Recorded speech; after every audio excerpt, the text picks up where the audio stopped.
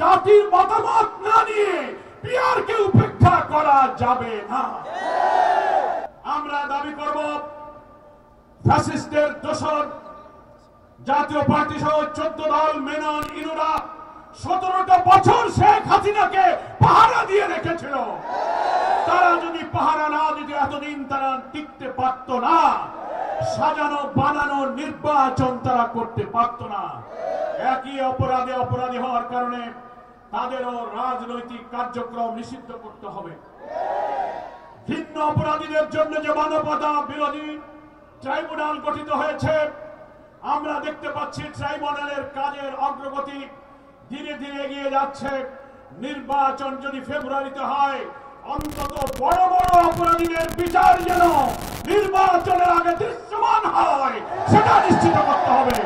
তা না হলে কোন কালো হাতের হস্তক্ষেপে যদি এইসব খুনিরা বেঁচে যায়, নির্বাচন নিরপেক্ষ হবে না। বাংলাদেশের উপরে আধিপত্যবাদীদের এবং দিল্লির আধিপত্যবাদের সেবন আশায় আমাদেরকে হয়তো বসবাস করতে হতে পারে। সেই কারণে আমরা লেভেল প্লেইং ফিল্ড, পিআর পদ্ধতি, আমাদের অপরাধীদের বিচার নিশ্চিত করে আগামী জাতীয় নির্বাচনকে সুন্দর, স্বচ্ছ, নিরপেক্ষ গ্রহণ করার জন্য আমরা অনুরোধ জানাচ্ছি। এখনো প্রধান উপদেষ্টার আন্তরিকতা প্রচেষ্টার প্রতি আস্থা রেখে আমরা বলতে চাই, একদিকে আপনি যেমন সরকারের প্রধান, অন্যদিকে আপনি জাতীয় ঐক্যমত্য কমিশনেরও প্রধান। দুইটি প্রধান দায়িত্ব নিয়ে আপনি শক্ত থাকবেন। আপনার চারিদিকে যে সমস্ত কিছু উপদেষ্টাগণ আছেন, মাঝে মাঝে কোন দিকে আপনাকে ঠেলে দিয়ে কোন একটি বিশেষ দলের প্রতি তাদের আনুগত্য প্রদর্শনের অপচেষ্টা চালাচ্ছেন। আমরা এই দৃশ্য আর দেখতে চাই না।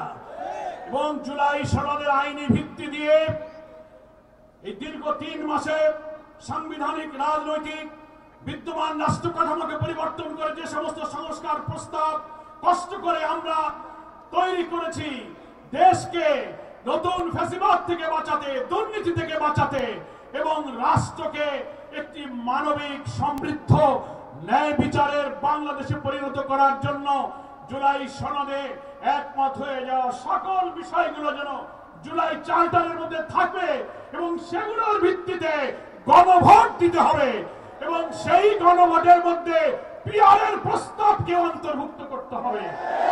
আমরা বলেছি আপনি গণভোটে দিয়ে দেন পিআরের পক্ষে জনগণ কি মতামত দেয়। জনগণ যদি পিআরের পক্ষে মত দেয়, সকল দলকে সেটা মানতে হবে। যদি অধিকাংশ মানুষ পিআর পদ্ধতি না মানে, আমরা জামাত ইসলামী সে প্রস্তাব মেনে নেব। কিন্তু জাতির মতামত না নিয়ে পিআরকে উপেক্ষা করা যাবে না।